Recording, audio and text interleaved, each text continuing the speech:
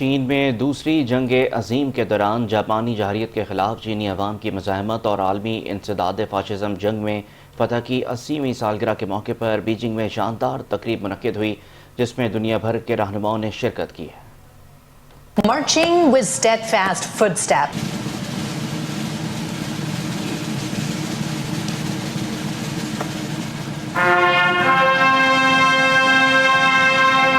Beijing کے تاریخی تیانمن square میں دوسری جنگ عظیم میں فتح کی 80ویں سالگرہ پر شاندار فوجی پریڈ کا انعقاد ہوا۔ چینی فوج کے مرد و خواتین دستوں نے انتہائی مہارت اور نظم و ضبط کے ساتھ صدر شی جن پنگ کو سلامی پیش کی۔ پریڈ میں بری، بحری اور فضائیہ کے جدید ہتھیاروں کی نمائش کی گئی، جن میں بین البراعظمی میزائل بھی شامل تھے، جو دنیا میں کہیں بھی ہدف کو نشانہ بنانے کی صلاحیت رکھتے ہیں۔ صدر شی جن پنگ نے فوجی دستوں کا معائنہ کیا، ان کا حوصلہ بڑھایا اور کہا کہ پیپلز لبریشن آرمی کو ورلڈ کلاس ملٹری میں بدلنا وقت کی ضرورت ہے۔ ان کا کہنا تھا کہ افواج چین ہمیشہ عوام اور ریاست کی محافظ رہیں گی۔ چین کی ترقی اور خوشحالی کو کوئی نہیں روک سکتا۔ تقریب میں روسی صدر پیوٹن، شمالی کوریا کے رہنما وزیر اعظم شہباز شریف اور ایران کے صدر سمیت 26 ممالک کے رہنماؤں نے شرکت کی۔ بھارتی وزیر اعظم نریندر مودی کو دعوت نہیں دی گئی۔ وزیر اعظم شہباز شریف صف اول میں بیٹھے نظر آئے اور مہمان رہنماؤں کے استقبال کے موقع پر شمالی کوریا کے رہنما کے ساتھ قریب کھڑے دکھائی دیے۔ تقریب کا آغاز 80 توپوں کی سلامی سے ہوا، جبکہ اختتام پر 80,000 فاختائیں اور ہزاروں رنگ برنگے غبارے چھوڑ کر جنگ میں قربانیاں دینے والے ہیروز کو خراج عقیدت پیش کیا گیا۔ چینی صدر نے سابق فوجیوں سے بھی ملاقات کی، جن کی عمریں 90 برس سے زائد ہیں اور جنہوں نے جاپانی جارحیت کے خلاف مزاحمتی جنگ میں حصہ لیا تھا۔ جشن میں ہزاروں نوجوان قومی پرچم لہراتے رہے، نغمے پیش کیے گئے، جبکہ مہمانوں کے اعزاز میں گریٹ ہال میں خصوصی عشائیہ بھی دیا گیا۔ چین کی اس تقریب نے ایک بار پھر یہ واضح کر دیا کہ دوسری جنگ عظیم میں قربانی دینے والے ہیروز کو آج بھی فراموش نہیں کیا جا سکتا، اور چین اپنی فوجی طاقت کے ساتھ ساتھ امن و ترقی کے عزم پر بھی قائم ہے۔